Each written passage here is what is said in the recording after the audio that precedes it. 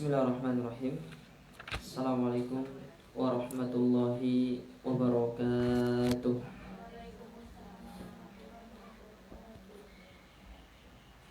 Alhamdulillahi ala ihsani wa syukru lahu ala taufiqihi wa amtinani. Wa ashhadu an la ilaha illallah ta'ziman li sya'ni.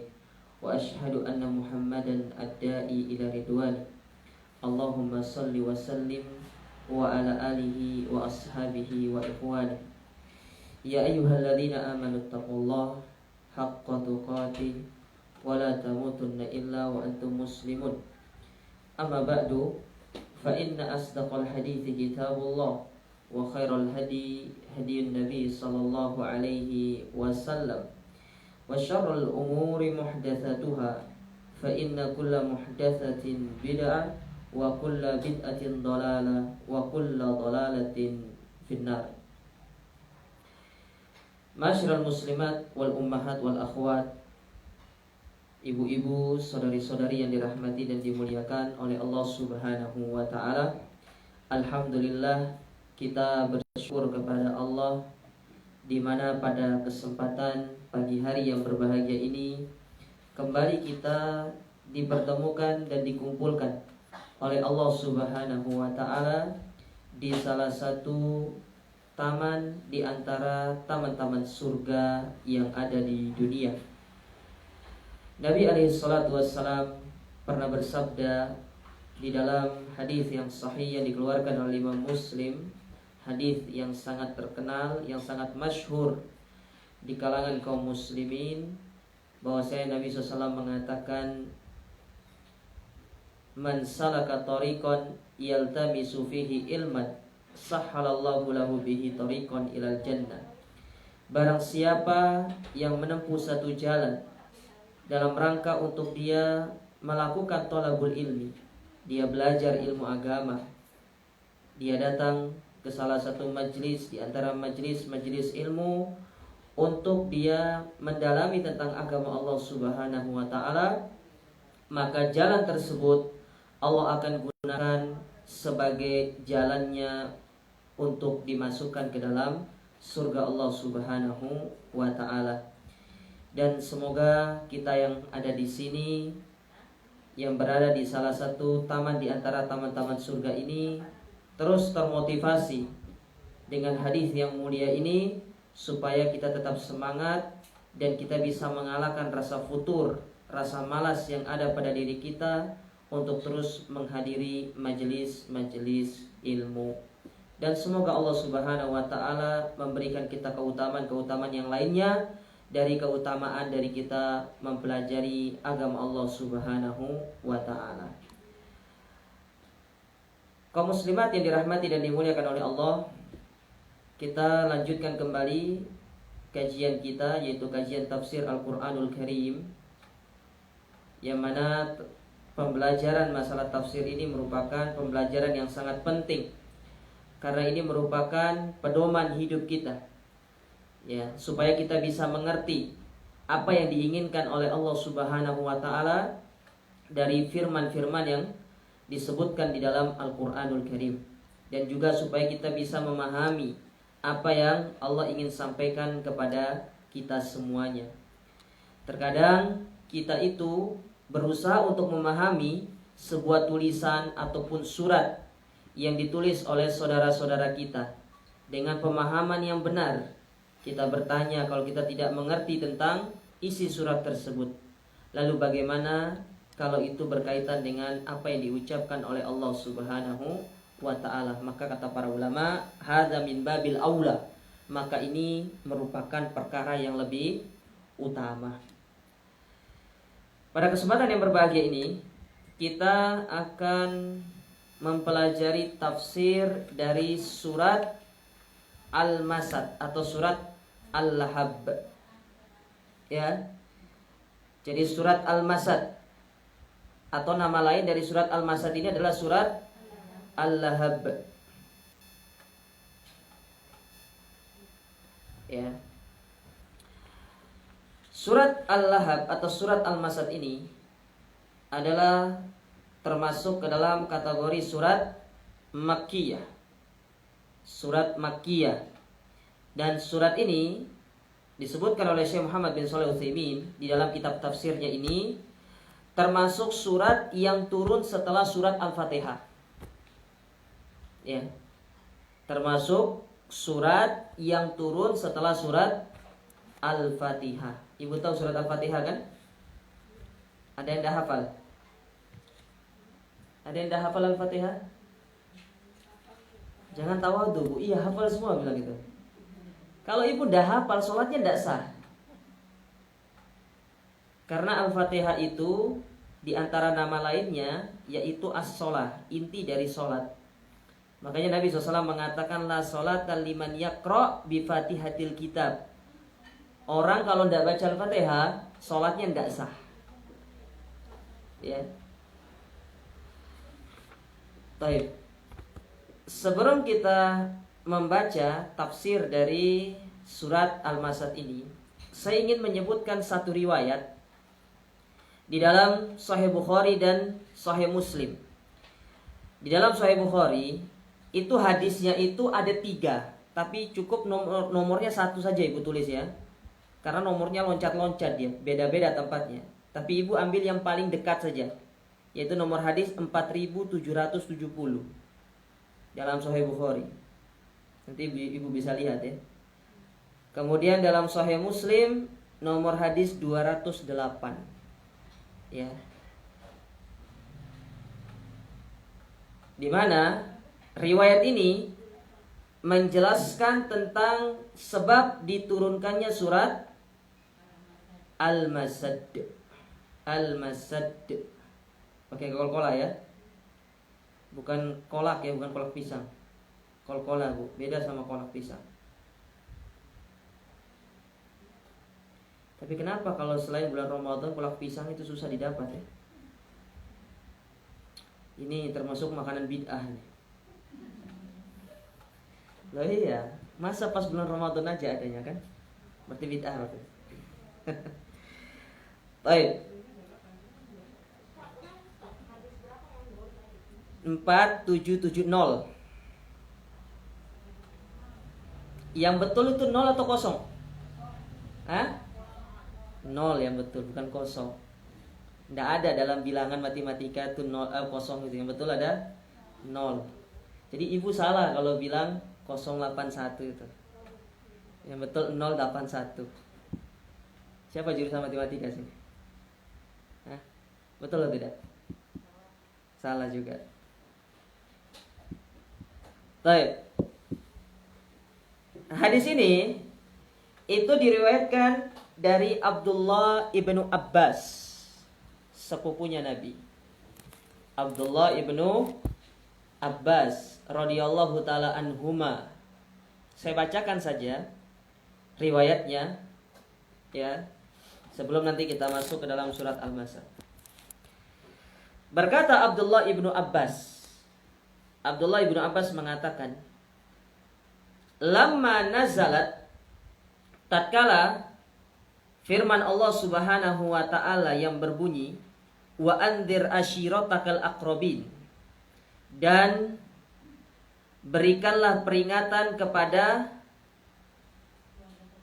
keluarga terdekatmu, yaitu dalam surat Asy-Syu'ara ayat yang ke-214. Dan berikanlah peringatan kepada keluargamu yang terdekat. Tatkala turun surat ini, ayat ini kepada Nabi SAW, ya, So'idan Nabi sallallahu alaihi wasallam ala sofa. Lalu Nabi naik ke sofa, ke bukit Sofa. Ibu tahu bukit Sofa? Tahu kan? Ya. Insyaallah yang di sini sudah pernah pergi semua ya? Belum? Amin bilang.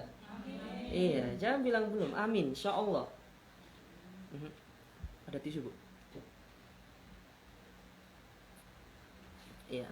Doa saja, Bu. Kalau memang tidak bisa nanti ya, maka Allah Subhanahu wa taala mencatatkan pahala. Yang penting ibu sudah punya niat. Itu bedanya kebaikan sama keburukan. Kalau kebaikan, ibu sudah niat, itu sudah dapat pahala. Tapi kalau keburukan, baru niat saja belum dicatat sebagai dosa. Kalaupun sudah melakukannya hanya dicatat 1. Kalau kebaikan ibu melakukan, ibu niat, dicatat 2 pahala. Bisa dipahami Bu ya? Baik. Jadi naik ke Bukit Sofa, ya. Faja'ala yunadi. Maka Nabi SAW pun memanggil penduduk Mekah. Ya Bani Fikhir, ya Bani Adi. Dalam riwayat yang lain, Nabi mengatakan, ya Sobaha. Sobaha itu maksudnya panggilan yang genting untuk mengabarkan sesuatu yang mencekam di kalangan orang Arab. Ya Sobaha. Ya, dipanggil sama Nabi SAW. Ya. Hatta ijtama'u. Maka pun mereka berkumpul. Jadi seluruh penduduk Mekah itu berkumpul. Ya, jadi Mekah di zaman dulu tidak Mekah seperti di zaman sekarang. Mekah zaman sekarang itu luas, Bu. Kalau zaman sekarang Mekah itu ada namanya Aziziyah, ada namanya Hudaybiyah, ya. Kemudian ada namanya Mughammas, ada namanya Masfalah. Orang kalau pergi umroh atau haji, kalau hotelnya yang bintang 3 dan murah biasanya di Masfalah, naik ke atas.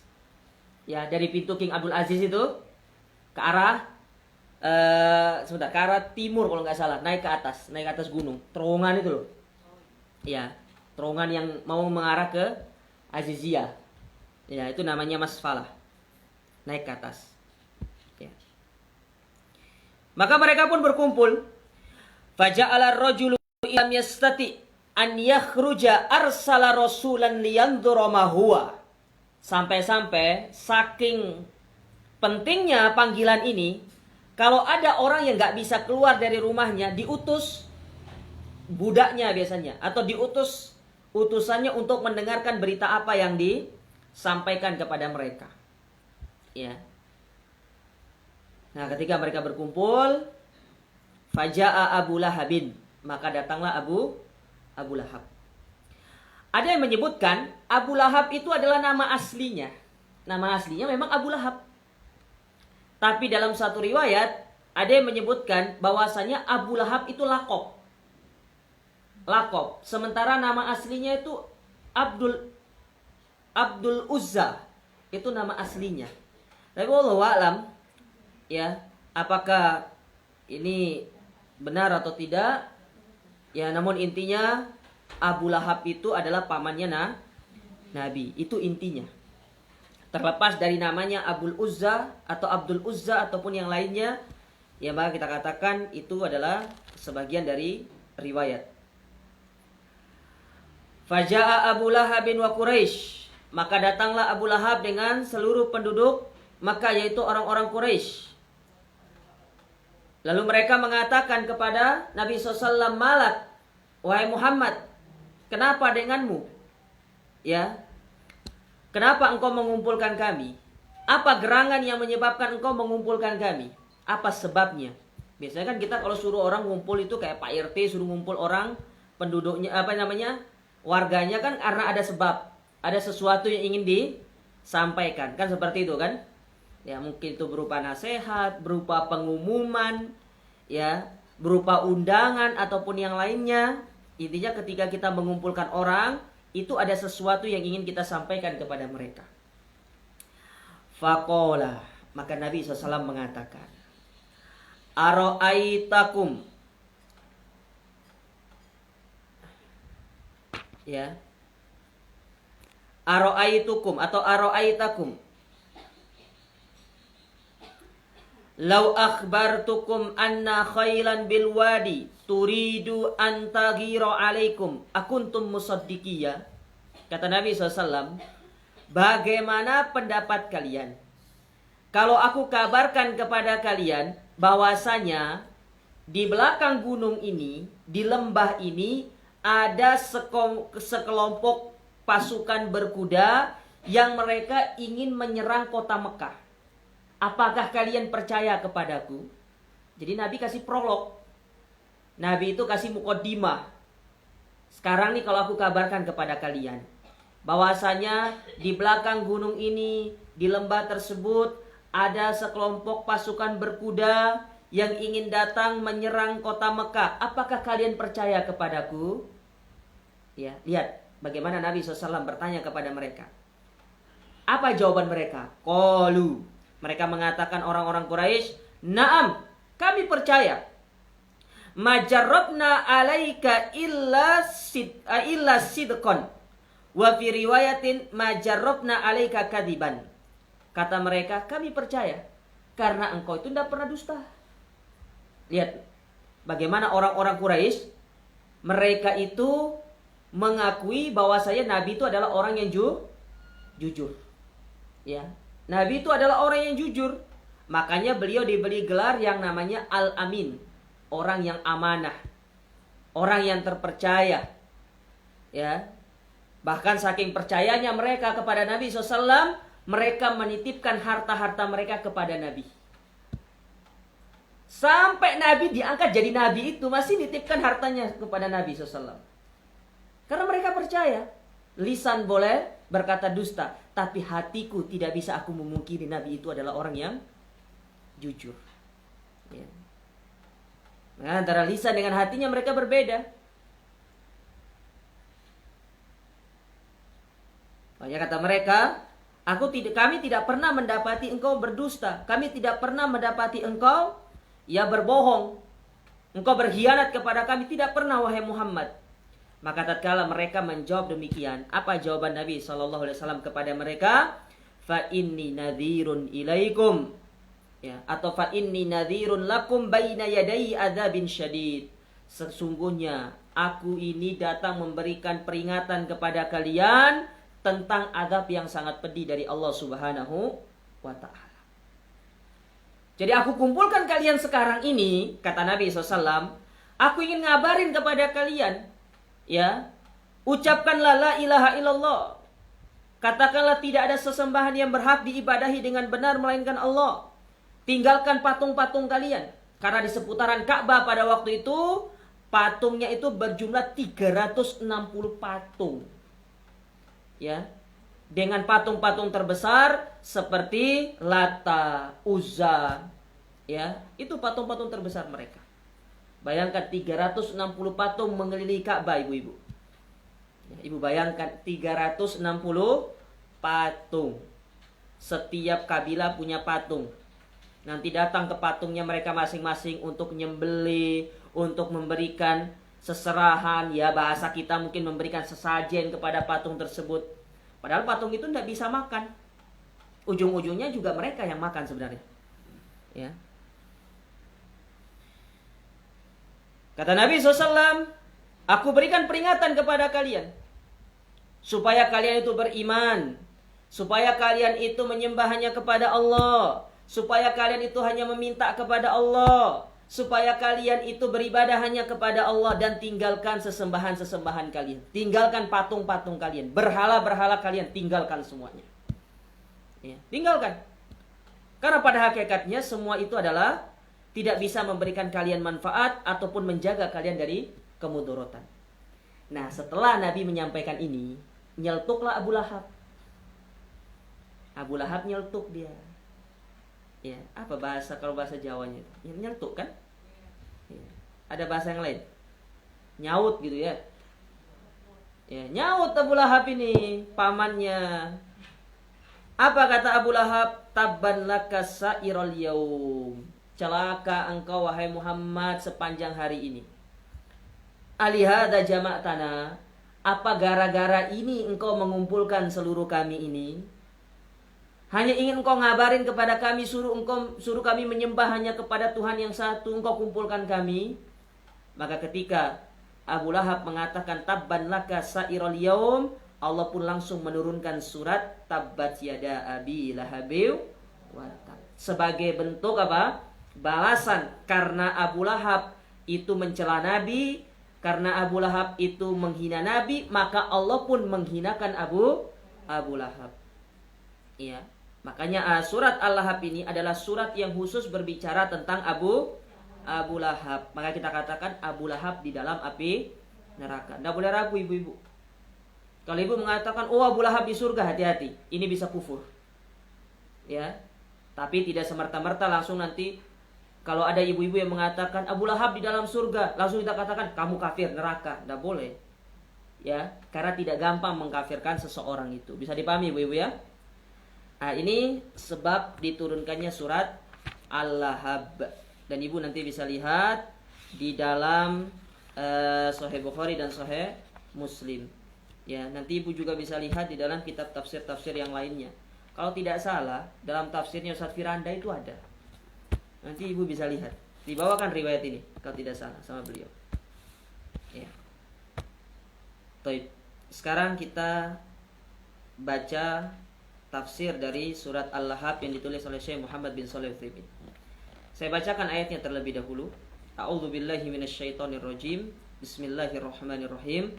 Tabbat yada abi lahab wa tab. Ya.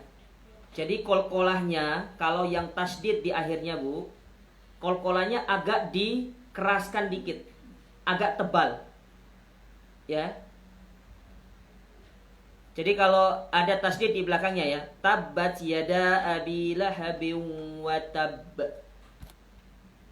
Beda kalau dia tidak punya tasdid. Contoh ayat yang kedua, ma agna anhu maluhu wa ma kasab. Bisa dibedakan ya. Jadi kalau yang pertama tadi tabbat yada abi lahabin wa tab. Jadi beda. Ya. Itu namanya al-musyaddadah namanya. Ya. Ma agna anhu maluhu wa ma kasab. Sayasla naran dzata lahab. وامرأته حمالة الحطب في جيدها حبل من مسد. Yang artinya tabbat yada abi lahabi wa tab. Ya. Celaka kedua tangannya Abu Lahab. Ya. Celaka kedua tangannya Abu Lahab. Ma agna anhu maluhu wa ma kasab. Tidaklah berguna baginya hartanya dan apa yang dia usahakan. Sayasla naron dzata lahab. Kelak dia akan masuk ke dalam api neraka yang bergejolak. Wa imra'atuhu hammalatal hatab. Dan begitu pula istrinya. Siapa nama istrinya? Ummu Jamil. Dan begitu pula istrinya, yang mana istrinya tersebut suka membawa kayu bakar. Ya. Fi jidiha hablum mim masad. Yang mana di lehernya ada tali dari sabut yang dipintal. Yang itu akan dikalungkan, yang itu dia kalungkan ketika dia membawa kayu bakar tersebut. Kata Syekh Muhammad bin Shalih Al-Utsaimin rahimahullah, beliau mengatakan, hadzal Qur'anu fihi minad dalalatil katsirati ma yadullu ala dalalatin wadihatin ala anna Rasulullahi haqqun. Al-Qur'an secara umum bu, itu menjelaskan kepada kita tentang dalil yang sangat banyak akan kerasulan dari Nabi SAW. Bahwasanya Nabi itu adalah Rasul yang hak, apa yang beliau sampaikan itu benar. Tidak ada yang dusta gitu loh. Bahwasanya tatkala beliau datang membawa Al-Quran kepada orang-orang Quraisy pada waktu itu dan kepada kita sampai zaman sekarang, semua yang beliau kabarkan itu semuanya benar.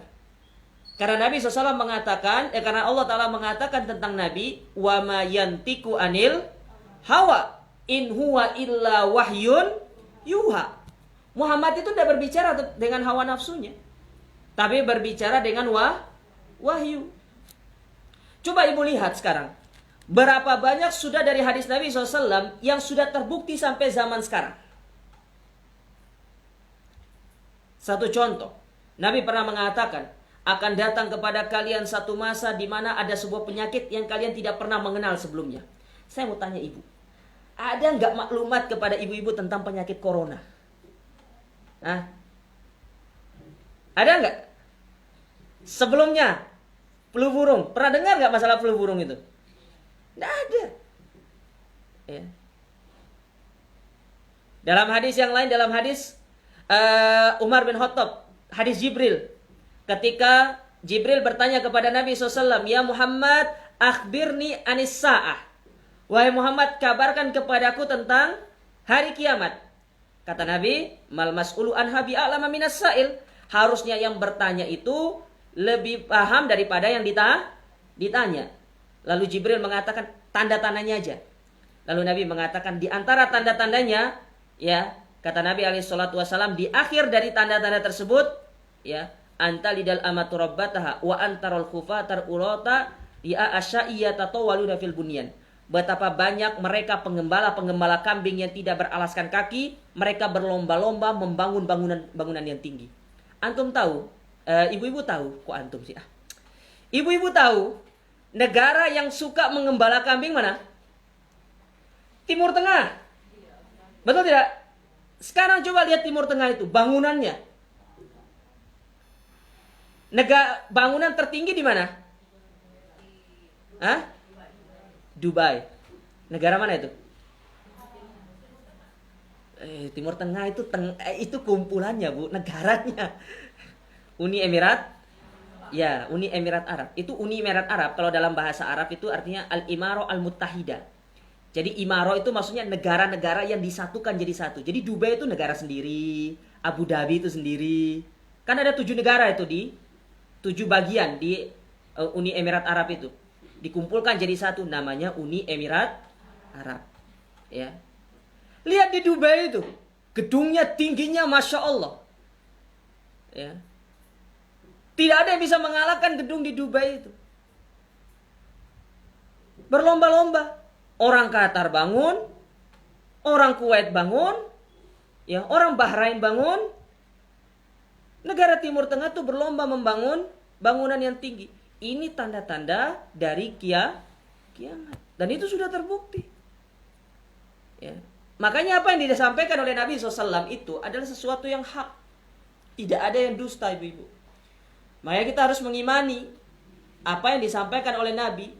Makanya di antara penafsiran dari kalimat syahadat anna Muhammadar Rasulullah, apa penafsirannya, Bu? Ya, yaitu at-tasdiq bima akhbar. Ibu percaya apa yang dikabarkan oleh Nabi. Ibu percaya apa yang dikabarkan sama Nabi. Contoh, Nabi mengatakan bahwasanya aktsaru ahlin nar an-nisa. Penduduk neraka yang paling banyak itu para wanita. Ya, insya Allah ibu-ibu di sini bukan? Wah, kurang keras aminnya, Bu. Iya.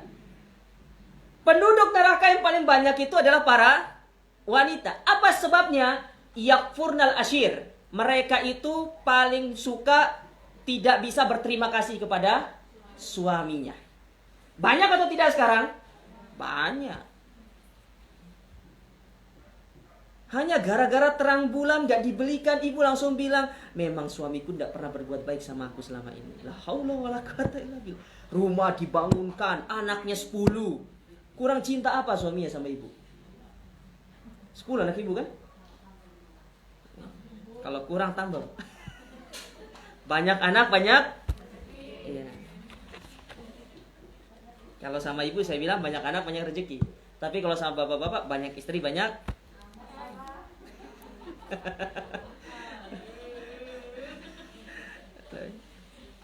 Ya.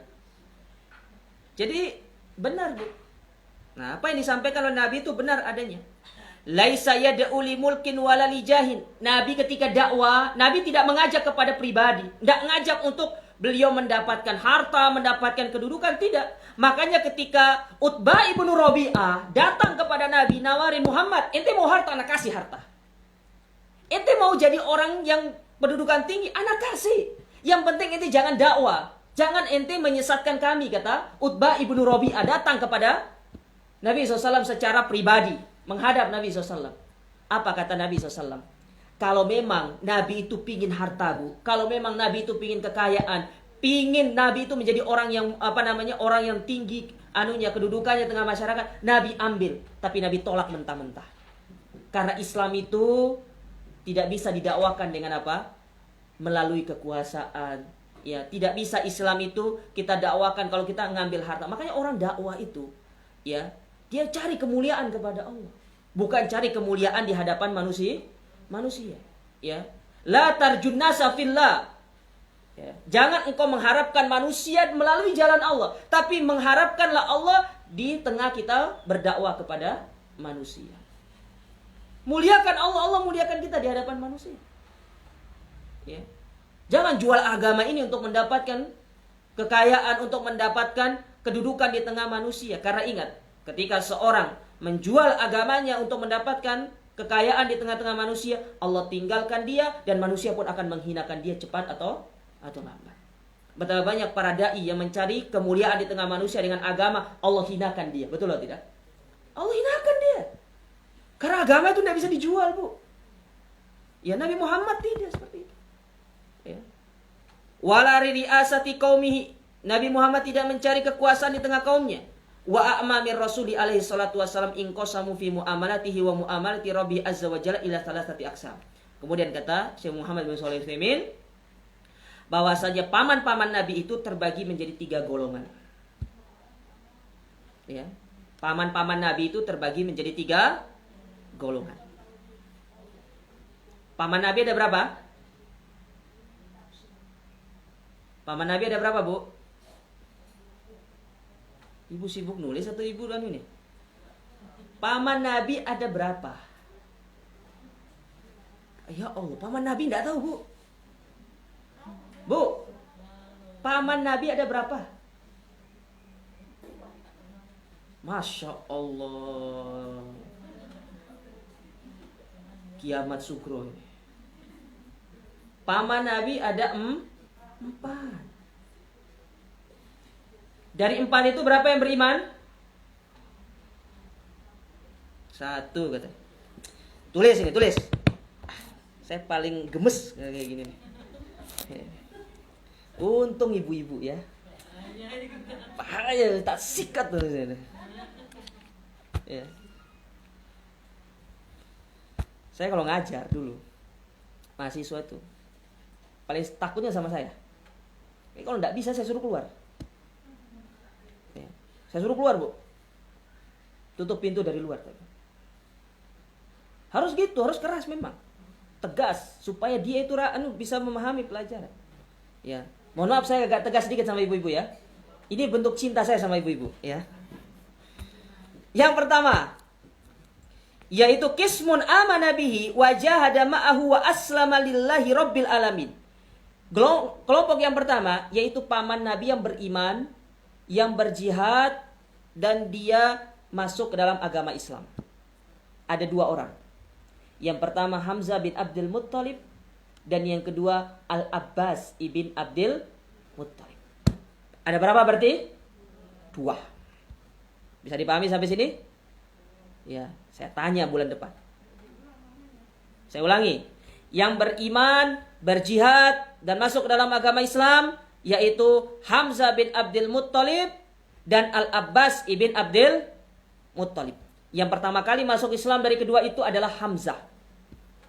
Hamzah bin Abdul Muttalib. Bisa dipahami? Paham tidak? Ini baru prolog loh dari hadis ini nih, Bu. Dari surat ini belum masuk ke intinya. Saya ulangi. Yang beriman ada 2, siapa? Hamzah dan Al-Abbas ibn Abdul.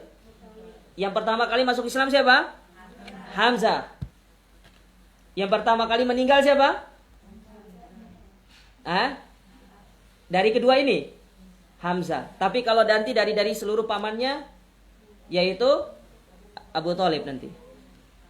Ya. Taib. Itu yang beriman kepada Nabi. Adapun yang kedua, golongan kedua, sanada wa sa'ada lakinnahu bakin alal kufr. Yaitu paman yang membantu beliau, berjuang bersama beliau, tapi dia tidak beriman, tetap kufur. Siapa itu? Abu Thalib. Abu Thalib. Makanya Abu Thalib itu adalah penghuni neraka yang paling ringan siksaannya. Ya meskipun ringan, Bu, kakinya dipakaikan sandal dari api neraka, kepalanya mendidih, mengeluarkan uap. Seperti ibu, kurang lebih seperti ibu manasin air pakai apa itu? Pakai panci ya? Ibu pernah lihat panci yang ada tutup, yang ada mengeluarkan uap di atasnya itu? Shoot gitu kan? Kayak orang penjual putu itu loh. Nih, gitu kan. Suaranya itu. Gitu, kurang lebih seperti itu. Paham Bu ya? Paham Bu? Bu? Ibu? Ya. Itu yang golongan kedua. Golongan yang ketiga yaitu yang menentang beliau dan memusuhi beliau. Siapa itu? Abu Lahab. Ya, Abu Lahab. Jadi paman Nabi itu ada berapa, Bu? 4. Beriman 2, kufur 2. Yang beriman Hamzah dan Abbas. Sedangkan yang kufur ada Abu Thalib dan juga Abu Lahab. Taib.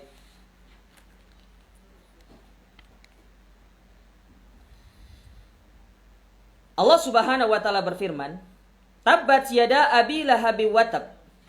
Ya. Celakalah kedua tangan Abu Lahab dan benar-benar dia celaka atau benar-benar dia binasa. Apa maksudnya dari ayat ini? Wa hadza raddun ala Abi Lahabin hina jama'ahumun Nabi sallallahu alaihi wasallam liyad'uhum ila Allahi fabasyara wa andhara. Ayat yang pertama ini menjelaskan tentang balasan Allah kepada Abu Lahab ketika Nabi mengumpulkan mereka ya untuk memberikan kabar gembira dan peringatan kepada mereka. Jadi ini balasan dari Allah Ta'ala. Ketika Abu Lahab mengatakan ya tabban laka ya Muhammad alihada jama'tana, Allah balas tabbat yada Abi Lahabin wa tab. Engkau mencela Nabi, celaka. Engkau mengatakan celaka kepada Nabi, justru engkau yang celaka, wahai Abu Lahab. Ketika Nabi ingin memberikan nasihat kepadamu, memberikan sebuah peringatan kepada kalian untuk beriman, tapi kalian malah menuduh Nabi dengan yang tidak-tidak, bahkan engkau mengatakan celaka kepada Muhammad, pada hakikatnya engkau adalah yang celaka. Bahkan disebutkan oleh sebagian para ulama, ketika ayat ini turun, dipastikan Abu Lahab itu pasti meninggal dalam keadaan kufur. Ya. Pasti meninggal dalam keadaan kufur. Ya. Celaka. Ya.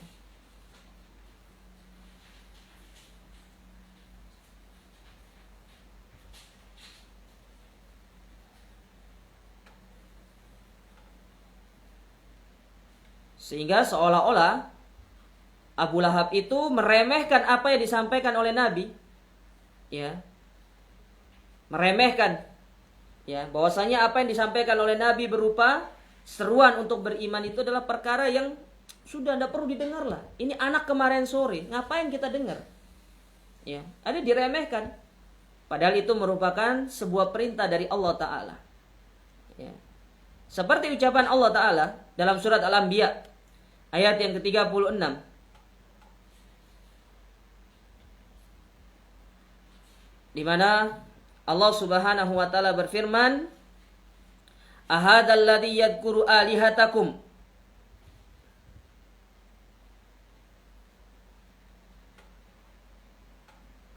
Ya. Ahadzal ladzi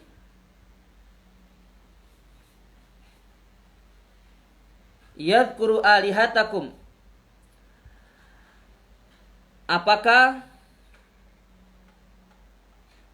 mereka mengatakan ini orang yang mencela Tuhan-Tuhanmu? Padahal itu adalah sebuah celaan, ya, meremehkan. Maka di sini Allah Subhanahu wa taala benar-benar ingin menyampaikan kepada Nabi SAW dan juga kepada kita bahayanya dari kita itu meremehkan seruan untuk kita beriman kepada Allah. Maka ayat ini juga berlaku kepada kita. Sehingga ketika ada seorang yang menyeru kepada kita untuk kita memperbaiki urusan kita, memperbaiki agama kita, lalu kita menganggap ini adalah sebuah hal yang tidak perlu untuk didengar, maka ini termasuk sebuah nasihat kepada kita untuk berhati-hati dari ancaman Allah Subhanahu wa ta'ala. Ya. Maka Allah ingatkan, ini merupakan sebuah bentuk kehinaan bagi kita. Kehinaan bagi Abu Lahab karena dia itu meremehkan apa yang disampaikan oleh Nabi alaihi salatu wassalam. Baik. Kemudian kata Allah Ta'ala, ma agna anhu maluhu, dan tidaklah bermanfaat harta. Ya. Ma agna anhu maluhu wa ma kasab, dan tidaklah bermanfaat harta dan apa-apa yang dia usahakan. Ma di dalam ayat tersebut itu ada dua kemungkinan. Artinya ada dua. Yang pertama, ma di sini artinya istifhamiyah, pertanyaan. Ma pertanyaan. Seperti ibu sering kalau bahasa Arab, mas muki, ma di situ artinya ma untuk bertanya. Ya. Apa maksudnya ma istifhamiyah di sini? Ai syai'un agna anhu maluhu wa makasab. Maksudnya, apakah harta, kekayaan yang engkau miliki dan usaha engkau itu bermanfaat untuk menyelamatkan engkau dari api neraka? Jadi Allah tanya kepada Abu Lahab gitu. Bertanya kepada Abu Lahab, apakah kekayaan, harta yang engkau miliki serta usaha-usahamu itu bermanfaat untuk menyelamatkan engkau dari api neraka? Maka jawabannya tentu tidak. Harta, kekayaan, jabatan yang kita miliki di dunia ibu-ibu itu tidak akan menyelamatkan kita dari siksa api neraka.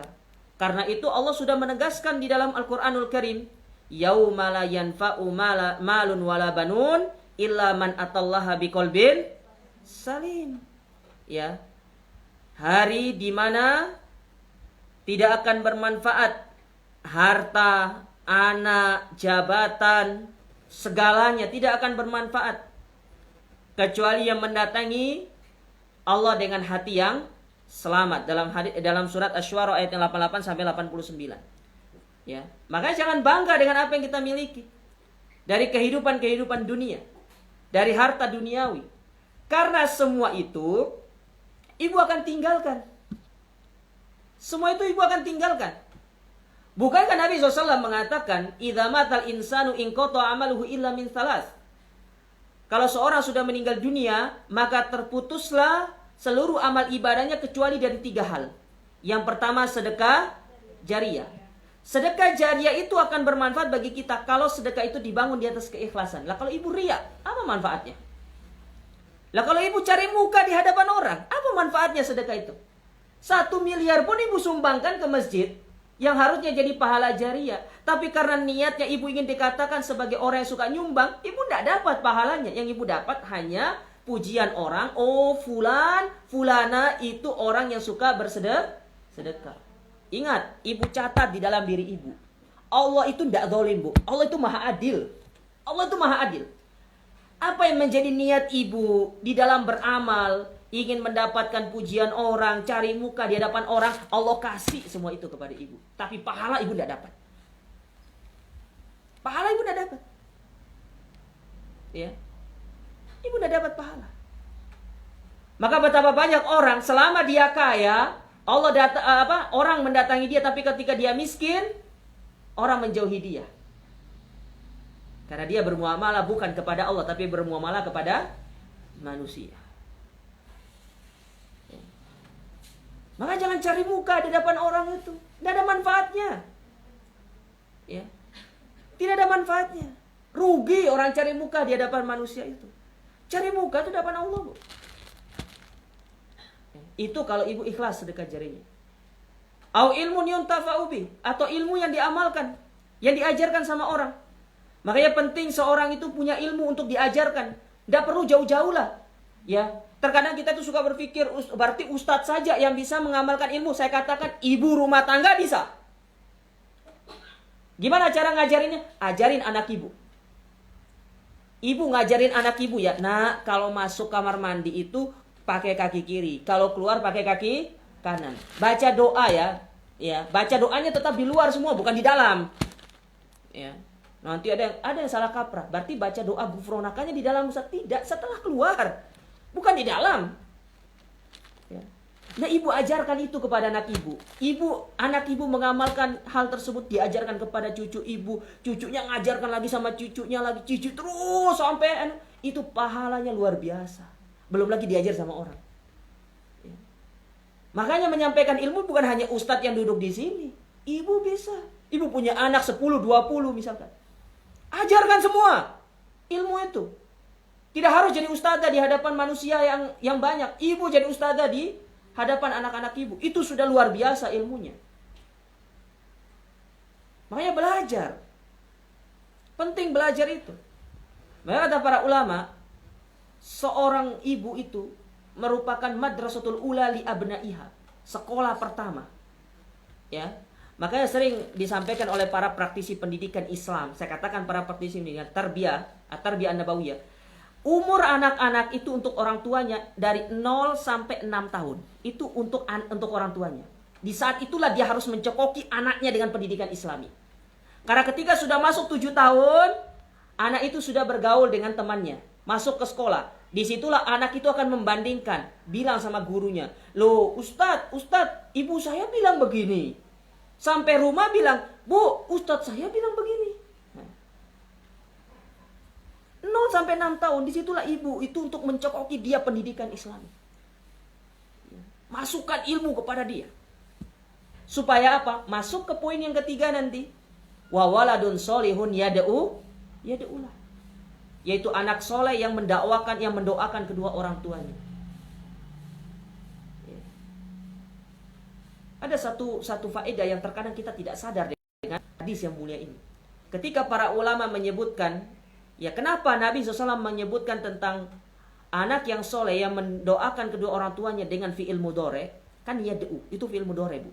Dalam bahasa Arab disebut dengan fi'il mudhore, kata kerja sekarang dan yang akan datang.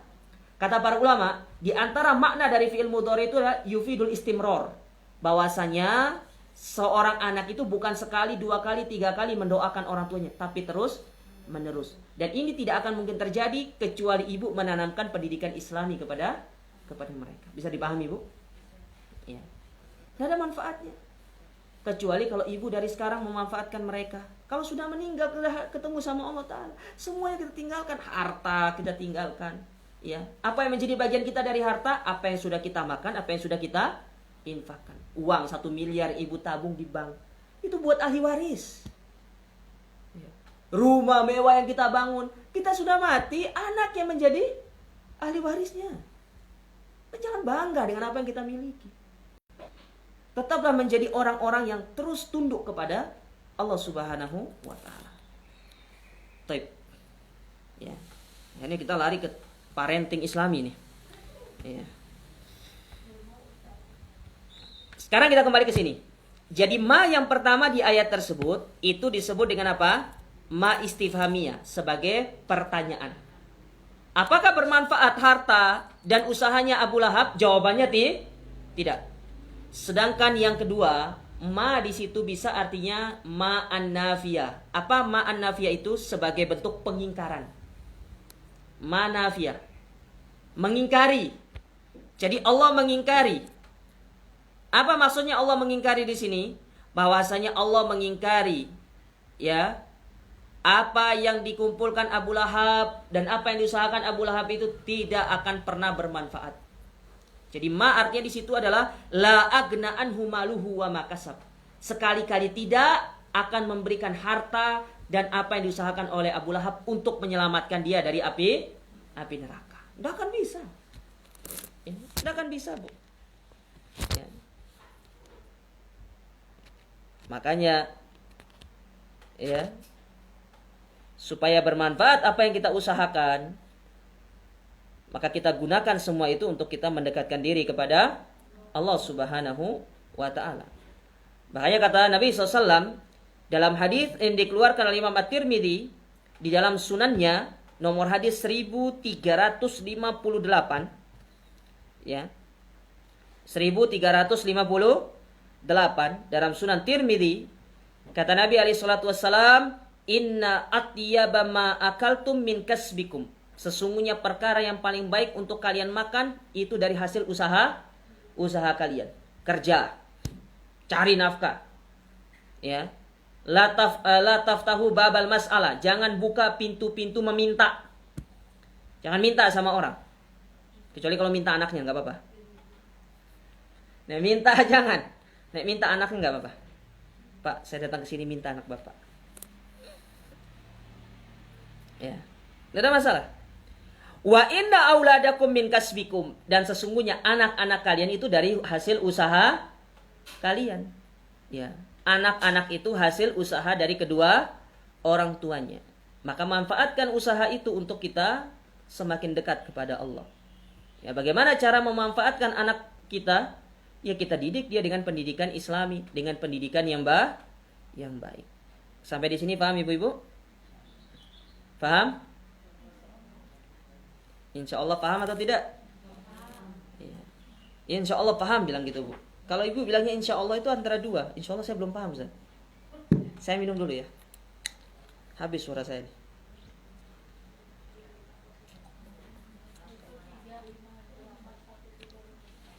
Suara saya tidak boleh habis bu. Saya masih ada 2 kajian ini.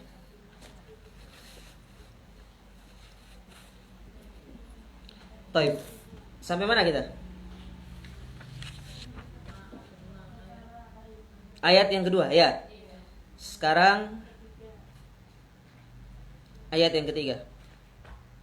Kata Allah Subhanahu wa taala, "Sayasla naran dzata lahab." Ya. Kelak kami akan menyalakan atau memasukkan dia ke dalam neraka yang menyala-nyala. Ya. Kelak kami akan masukkan Abu Lahab itu ke dalam neraka yang menyala-nyala. Ya. Toib. Apa maksudnya? Sayasla. Apa maksudnya sayasla? Yakni annallaha ta'ala tawa'adahu bi annahu sayasla naron dzata lahab an qarib. Bahwasanya Allah Ta'ala mengancam Abu Lahab dengan api yang menyala-nyala pada waktu dekat. Ya. Pada waktu dekat. Allah ancam dia. Ya. Benar-benar Allah akan mengancam Abu Lahab dan itu benar-benar terjadi. Ya. Allah masukkan dia ke dalam api yang menyala-nyala. Ibu tahu bagaimana api yang menyala-nyala itu? Ibu pernah bakar kayu, semakin ibu tambah kayunya semakin menyala. Ya.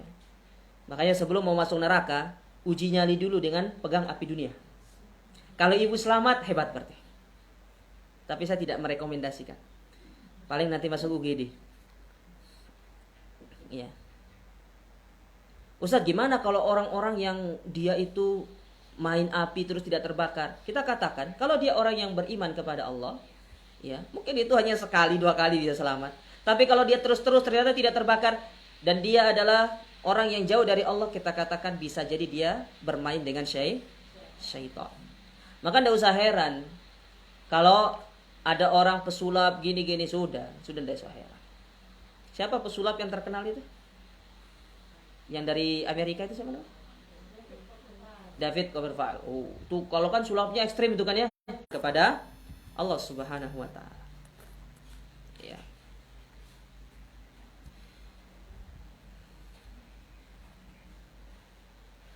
Jadi Allah masukkan dia ke dalam neraka yang menyala-nyala.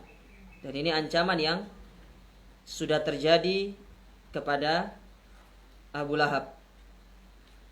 Kemudian Allah Ta'ala berfirman, wa imra'atuhu hammalatal hatab, dan istrinya siapa? Ya. Dan istrinya Abu Lahab, yaitu Ummu Jamilah, yang dia itu suka membawa kayu bakar. Baik. Apa maksudnya? Yakni kadzalika imra'atuhu ma'ah. Begitu pula istrinya, yang mana istrinya juga sama Abu Lahab sama-sama suka mengganggu dan menzalimi Nabi. Disebutkan dalam beberapa riwayat, kadang-kadang Abu Lahab itu istrinya membayar kayu yang disuruh orang untuk dia bawa untuk ditaruh di depan pintunya Nabi SAW supaya Nabi tidak bisa keluar. Ya, taruh malam hari supaya subuh itu tidak bisa keluar untuk sholat. Ya, kadang-kadang dia bawa itu jeroannya onta itu loh. Ibu pernah makan jeroan onta? Hati onta Anda pernah makan? Sama saja dengan hati sapi. Ya, saya kira beda, ternyata sama. Cuma yang beda itu kencingnya aja. Kencingnya bisa diminum. Kalau sapi kan kencingnya tidak bisa diminum. Kencing onta boleh diminum karena itu doa. Itu obat. Sebagaimana disebutkan dalam Sahih Bukhari dan Muslim. Ibu kalau sakit panas, beli kencing onta aja. Masa iya Ustaz? Iya. Saya pernah ke Hudaybiyah. Itu kan peternakan onta. Ya, saya minum susunya, saya minum kencingnya. Katanya. Coba dulu lah. Baru tahu rasanya. Jadi langsung diperas itu. Ya. Langsung diperas susunya itu kita minum. Murah kalau beli di sana itu. Satu baskom itu 30 real. Berapa 30 real? Kali 4.000. 120 ribu.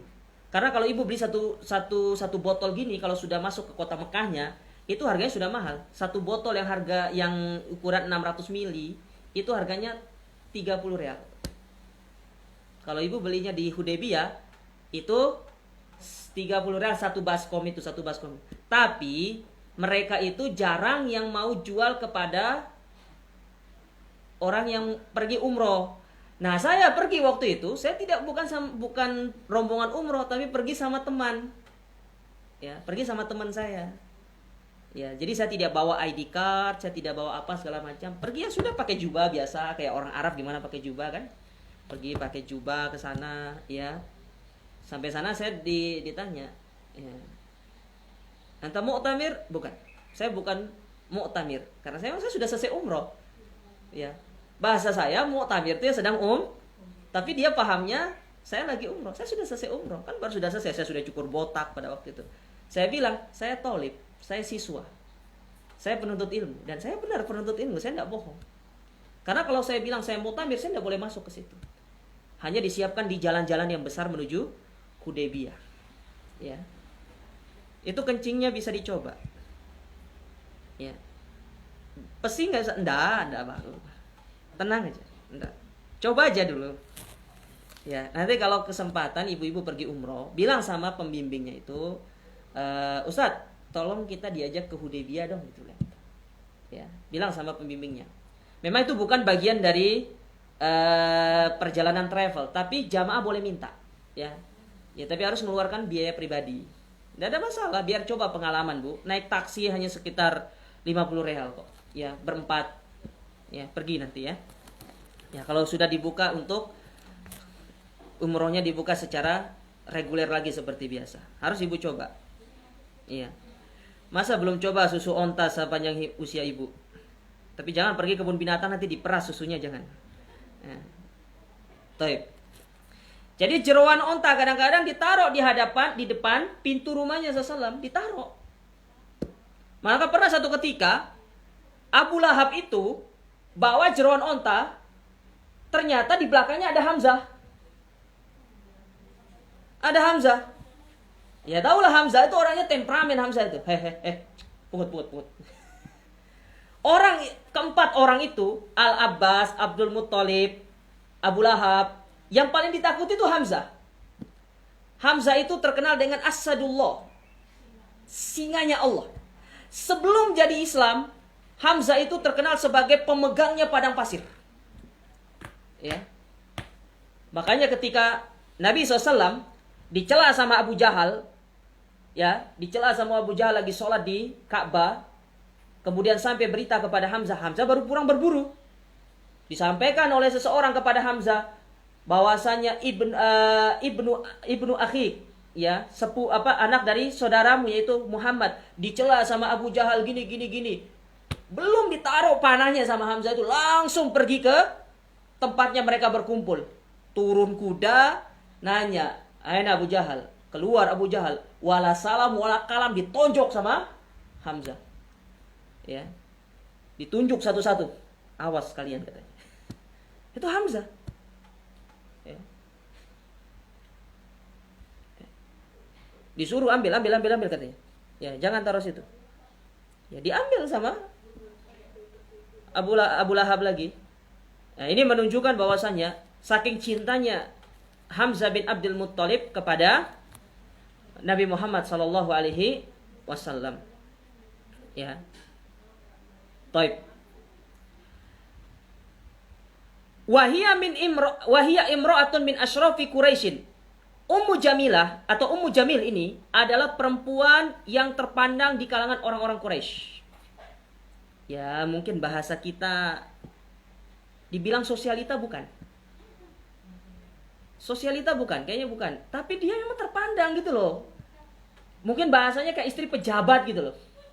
Istri pejabat. Besar itu orang Ummu Jamil ini orang terpandang. Ya, jadi kalau wanita-wanita Quraisy pada waktu itu lihat Ummu Jamil seperti melihat Hindun. Hindun itu siapa? Istrinya Abu Sufyan. Orang-orang besar karena punya fulus. Ya, makanya orang Arab itu di zaman dulu kalau punya fulus mulus. Mafi fulus mampus. Ya. Punya fulus mulus semua. Ya, orang kaya. Apalagi dengan Quraisy. Quraisy itu adalah orang yang luar biasa. Bani yang luar biasa. Makanya kenapa Allah memilih Nabi itu dari kalangan Bani Quraisy supaya Nabi itu tidak dicela dari sisi nasab. Tidak dicela dari sisi nasab. Ya. Jadi Nabi itu ingin ditutup. Allah itu gini loh, ibu-ibu sekalian ya. Allah itu ingin menutup segala pintu-pintu untuk mencela Nabi SAW dari segala hal. Kalau dibilang Nabi itu nasabnya buruk, Nabi nasabnya tinggi. Ya, bahkan Abu Sufyan mengakui akan hal itu ketika dipanggil sama Heraklius. Kata Heraklius kepada Abu Sufyan, "Man akrabu nasabihim?" Siapa yang paling dekat dengan nasabnya? Kata Abu Sufyan, aku. Karena kakeknya itu ketemu nanti di kakek yang nomor 3. Ya. Nabi Muhammad itu kan Muhammad bin Abdullah bin Abdul Muttalib bin Hashim. Kalau Abu Sufyan bin Abdi Manab bin Syam, nanti ketemunya di kakek yang kesitunya. Hashim bin ini, sebentar saya lupa nama kakek yang keempat tuh. Ketemunya di situ. Sama-sama kabilah besar. Makanya ditutup dari sisi kabilah. Ya. Kemudian orang Quraisy kalau ingin mencela Nabi dari sisi akhlak, Nabi Muhammad akhlaknya luar biasa. Tidak ada orang yang akhlaknya seperti akhlaknya Nabi SAW. Ibu cari manusia yang seperti akhlaknya Nabi SAW tidak akan pernah ketemu. Satu dari sekian manusia yang ada di atas muka bumi ini. Makanya Allah memuji Nabi dengan mengatakan dalam surat Al-Qalam, "Wa innaka la'ala khuluqin azim." Muhammad itu benar-benar berada di atas akhlak yang sangat tinggi. Allah tutup. Ya. Kalau dibilang Nabi Muhammad itu adalah orang yang miskin, Khadijah orang kaya. Khadijah orang kaya. Ya. Makanya ditutup. Oleh karena itu, ketika mereka tidak mendapatkan celah untuk mencela Nabi SAW, maka mereka mendapatkan satu celaan berupa apa? Nabi Muhammad itu sobi. Apa sobi itu? Keluar dari tradisi. Coba ibu-ibu.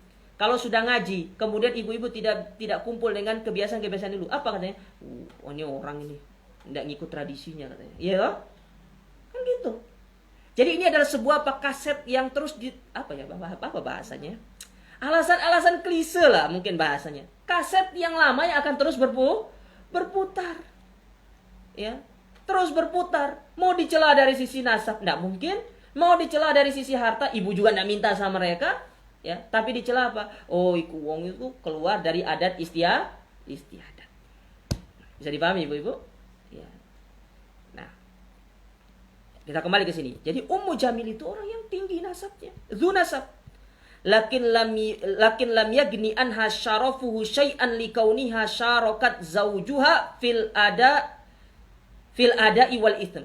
Tapi nasab yang tinggi itu tidak semerta-merta menjadikan dia mulia karena dia kufur kepada Allah Ta'ala. Makanya dalam sebuah syair disebutkan la amruka mal insanu illa bidinihi wala tatrukit taqwa ittikalan ala nasabi. Ketahuilah, kemuliaan seseorang itu terletak pada keislamannya. Jangan tinggalkan Islam karena ingin bersandar kepada nasab. Meskipun ibu darah biru, darah pink, ya. Jangan bangga dengan semua itu. Banggalah dengan Islam. Waqat wadu asyirku nasiba abalahabin. Laqad rafa'al Islamu Salman Farisi waqad wadu an nasiba waqad wadu asyirkan nasiba abalahabi. Karena betapa kita lihat Islam mengangkat Salman Al-Farisi menjadi orang yang mulia dan Allah menenggelamkan Abu Lahab dengan nasabnya. Makanya kata Nabi SAW, man batto abihi amalu lam yusri bihi nasabu. Orang yang telat masuk surga, ya, gara-gara amal itu tidak bisa disegerakan dengan nasab. Jadi jangan nanti sampai ada yang bilang, kadang-kadang ada sebagian yang bilang, nanti kalau di akhirat kalau ingin masuk surga dengan cepat, bilang aku keturunannya fulan, aku darah biru. Tidak menjamin. Fatimah radhiyallahu taala anha ketika beliau dinasihati sama Nabi SAW, apa kata Nabi SAW? Ya Fatimah, salma madarsha, minta apa yang kau inginkan, ya. Tapi kalau masalah keselamatan di akhirat, aku tidak bisa menjaminnya. Ini Fatimah bintu Muhammad, anaknya Nabi, digitukan sama Nabi, apalagi yang keturunannya masih jauh, ya. Sampai ada sebagian orang yang bilang seperti ini, ya. Naudzubillah. Saya mohon jangan, ya. Nanti kalau kalian lama masuk surga bilang, saya muridnya Ustaz Fulan. Jangan. Dan jamin kita tidak bisa pegang surga. Siapa yang pegang surga? Makanya jangan ibu-ibu. Ya. Jadi amal yang menjadikan kita masuk ke dalam surga Allah Ta'ala. Jadi tidak bermanfaat harta, jabatan, segalanya kalau kita tidak barengkan kepada keimanan kepada Allah. Makanya di sini, ya, istrinya pun mendapatkan siksaan yang sama karena dia ikut bersama suaminya yang kufur kepada Allah Subhanahu wa taala. Kemudian Allah Subhanahu wa taala mengatakan fi jidha hablum mim masad, ya, yaitu di lehernya akan dililitkan tali yang mana tali tersebut dari serabut. Yang mana hukuman dari Ummu Jamil ini dikatakan sebagian oleh para ulama dan juga disebutkan di sini karena dia di dunia suka membawa, kan dulu tuh kayu itu dipintal dengan serabut. Nggak ada tali zaman sekarang kayak seperti zaman sekarang, nggak ada, Bu. Tapi pakai serabut untuk bawanya. Nah, tali yang dia gunakan untuk membawa kayu itu akan digunakan nanti di hari kiamat untuk dililitkan kepada Ummu Jamil. Kalau di dunia dengan serabut, kalau di akhirat dengan api neraka. Ya. Makanya ini adab yang sangat pedih. Oleh karena itu, ya, surat ini sebenarnya adalah surat yang sangat banyak sekali memberikan kita sebuah pelajaran gambaran betapa pentingnya seorang itu jangan sampai dia mendustakan apa yang disampaikan oleh Nabi SAW kepada kita. Ya, penting. Ya, jaga diri kita, Bu. Harta, tahta, jabatan, semua itu tidak akan bermanfaat nanti kelak di hari kiamat kecuali apa-apa yang telah kita usahakan untuk ibadah kepada Allah. Ibu kalau sedekah infak lillahi ta'ala, ibu siapkan anak-anak ibu sebagai bekal ibu untuk mendapatkan kedudukan yang tinggi di hari kiamat kelak. Allahu ta'ala alam. Ini yang bisa kita sampaikan dari tafsir surat Al-Lahab, dan insyaallah pada pertemuan berikutnya kita akan masuk ke dalam tafsir surat An-Nasr, yaitu surat Idza Jaa Nasrullahi wal Fath. Baik, sampai di sini. Silakan kalau ada yang ingin bertanya, monggo kami persilahkan. Allah Ta'ala.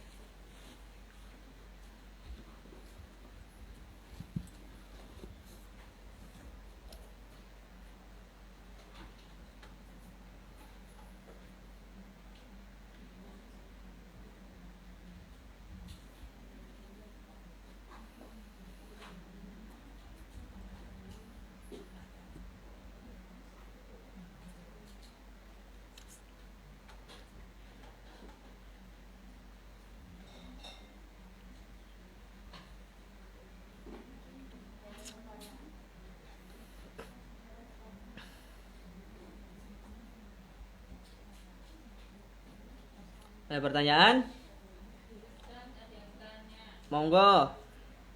Gratis, Bu. Waalaikumsalam. Ya. Mm-mm.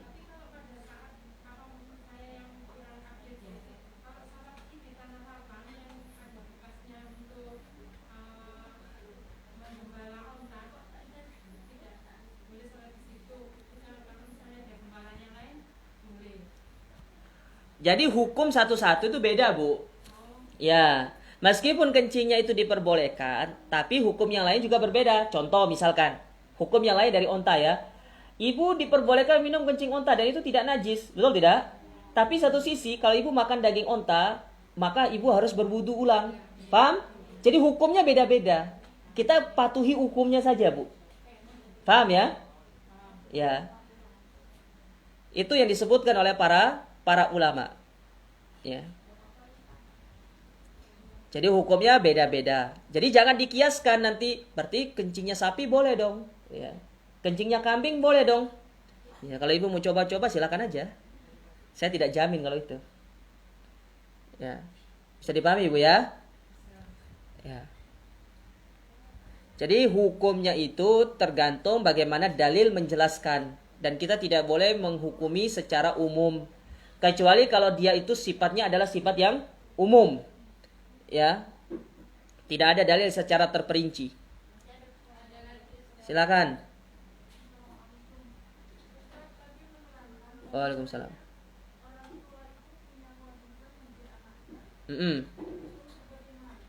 Ya. Ha-ha.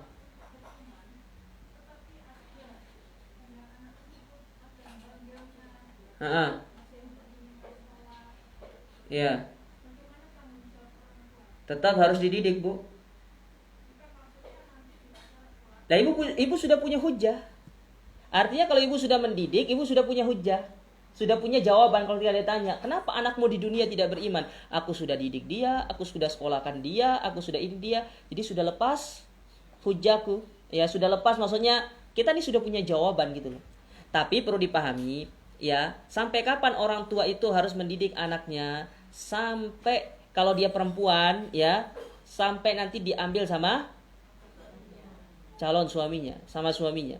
Tapi di situ dia juga punya hak untuk mendidik untuk memberikan nasihat kepada anak perempuannya, tapi bukan dengan sifat mendikte. Tolong dipahami, Bu ya.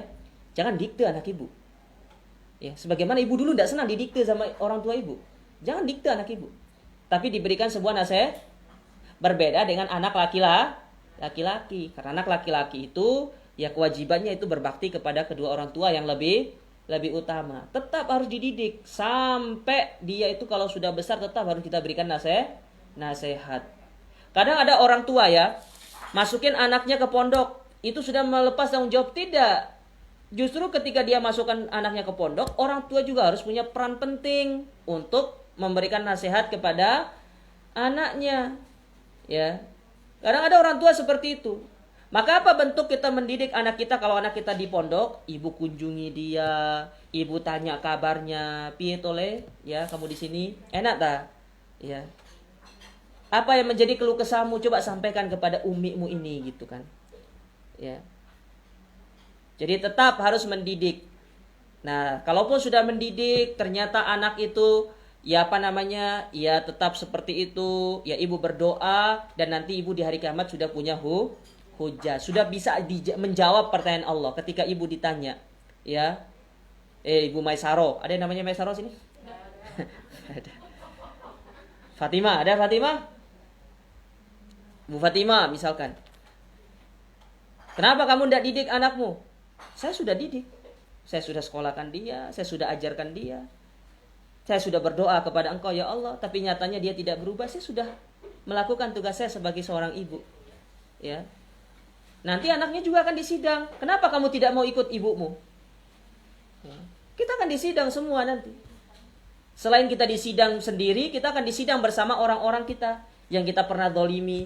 Termasuk keluarga, kita akan disidang bersama keluarga kita. Suami akan ditanya, kamu gak didik istrimu? Saya didik dia. Saya ajak dia pengajian, saya ginikan dia. Tapi dia tidak mau ikuti saya. Ya. Ditanya sama istrinya, kenapa kamu tidak mau ikuti suamimu? Ya. Ditanya balik. Ya.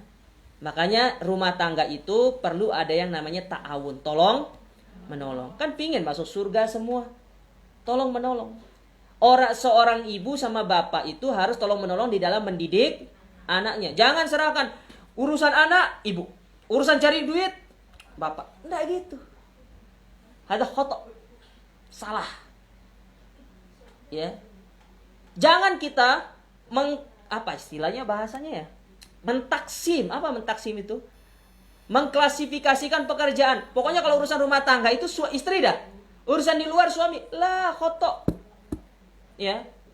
Apa di antara makna sabda Nabi SAW? Khairukum li ahli. Sebaik-baik kalian adalah yang terbaik bagi keluarga kalian. Suami itu selain mencari nafkah, selain tanggung jawab dengan masalah materi, dia juga harus mendidik anak dan istrinya.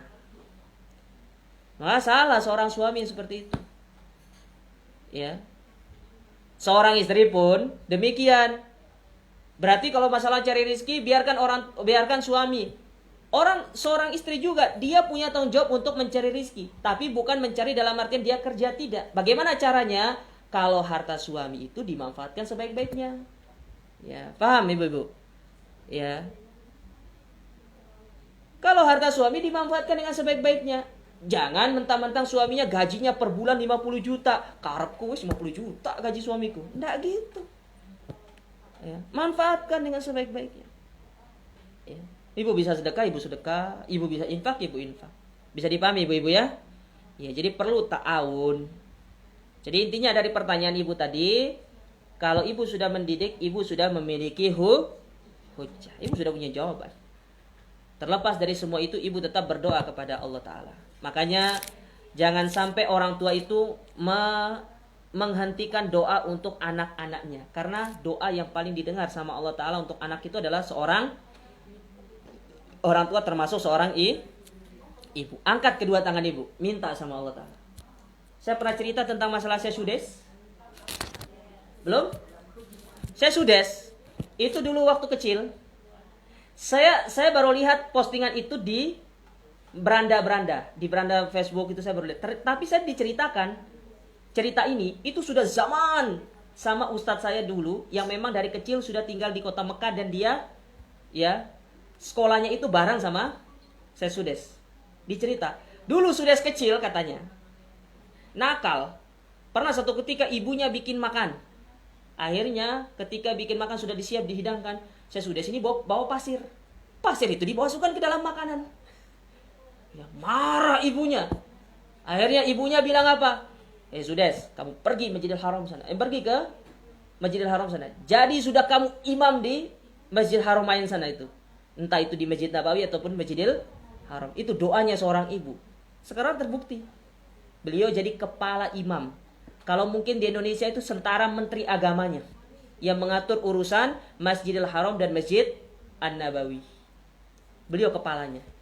Karena doa seorang ibu. Makanya senakal apapun anak ibu, ya, jangan doakan keburukan. Karena ingat, doa seorang ibu itu paling cepat didengar sama Allah Ta'ala. Doakan baik. Anaknya nakal, semoga kamu jadi ustadz gitu kan. Bilang gitu. Bilang gitu. Semoga kamu jadi syekh, semoga kamu jadi kiai, semoga kamu ngajar di Masjidil Haram atau Masjid Nabawi sana. Doakan seperti itu. Kita tidak tahu.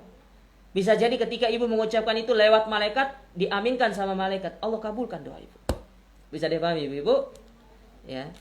Jadi tolong terus berdoa untuk anak-anak ibu. Doakan anak-anak ibu menjadi anak yang soleh dan solehah. Seperti doanya Nabi Ibrahim. Rabbi ja'alni wa dzurriyyati min muqimis shalah. Jadikanlah aku dan anak keturunanku termasuk orang-orang yang suka mendirikan sholat. Paham ibu-ibu? Ada lagi? Ya.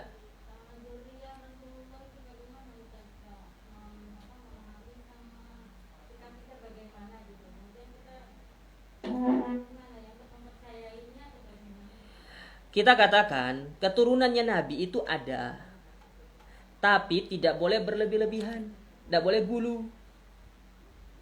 Tahu maksudnya gulu, Bu? Jangan kita mempersamakan seperti Nabi. Nabi itu memang cuci tangannya, bekas cuci tangannya itu mukjizat, karena itu memang orang langsung. Tapi kalau keturunannya tidak berlaku itu. Jadi jangan ada orang yang kalau sudah dekat sama keturunan Nabi, sama cucu-cucu Nabi seolah-olah pasti dijamin masuk? Enggak. Ingat sabda Nabi tadi, man batta'a bihi amalu lam yusri bihi nasabu. Orang yang telat masuk surga karena amal tidak bisa dicepatkan dengan nasab. Jadi bagaimana sikap kita? Kalau memang mereka adalah keturunan Nabi, kita hormati dia. Kita muliakan mereka, tapi jangan sampai gulu berlebih-lebihan. Seolah-olah pasti di tangan mereka itu kunci surga. Bukan itu. Ya. Tidak boleh gulu. Ya. Silakan menghormati, silakan mencintai. Ya, kalau memang mereka itu adalah secara garis keturunan itu memang sudah bisa dibuktikan secara DNA. Ya. Banyak keturunan Nabi di kota Mekah itu. Pernah datang ke sini ada 2 orang keturunan Nabi, tapi mereka tidak pernah bilang tuh saya keturunan Nabi, tidak pernah bilang mereka. Tapi kita tahu mereka keturunan Nabi. Kenapa? Dari sisi nasab mereka itu sampai kepada Rasul.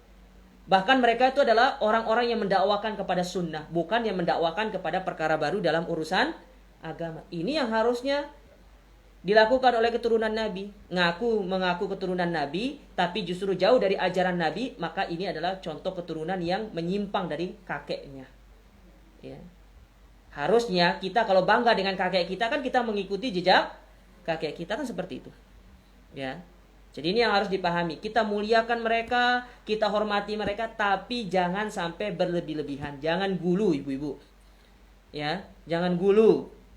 Tolong jangan gulu, karena gulu ini termasuk perkara yang membinasakan kita dan yang membinasakan umat-umat terdahulu. Ya, Nabi sudah bilang jauh-jauh hari, la tutruni kama atratin nasara Isa bin Maryam. Jangan kalian memuji aku seperti orang Nasrani memuji Isa bin Maryam. Ya. Sampai menjadikan Isa itu sebagai Tuhan. Jangan. Cukup dihormati, dimuliakan. Mereka itu manusia biasa seperti kita. Mereka juga bisa melakukan kesalahan. Mereka tidak maksum. Mereka tidak seperti Nabi yang dijaga oleh Allah dari kesalahan. Mereka salah. Ya. Maka kita muliakan mereka, kita hormati mereka, tapi jangan sampai berlebih-lebihan. Sampai di sini paham, Bu? Ya. Jadi boleh, silakan menghormati mereka kalau memang mereka keturunan Nabi yang benar-benar bisa dibuktikan secara DNA. Paham ya ibu-ibu ya? Baik. Ada lagi? Cukup?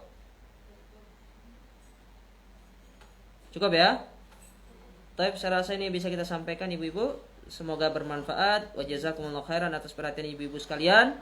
Semoga apa yang kita ambil pada kesempatan berbahagia ini bermanfaat dan bisa menambah keimanan kita dan keilmuan kita terkait agama Allah Subhanahu wa taala ini. Kita akhiri dengan doa kafaratul majlis. Subhanakallahumma rabbana bihamdika asyhadu an la ilaha illa anta astaghfiruka wa atubu ilaik. Wa sallallahu nabiyana Muhammad wa alihi wasallam wa akhiru da'wana alhamdulillahi alamin. Wassalamualaikum warahmatullahi wabarakatuh.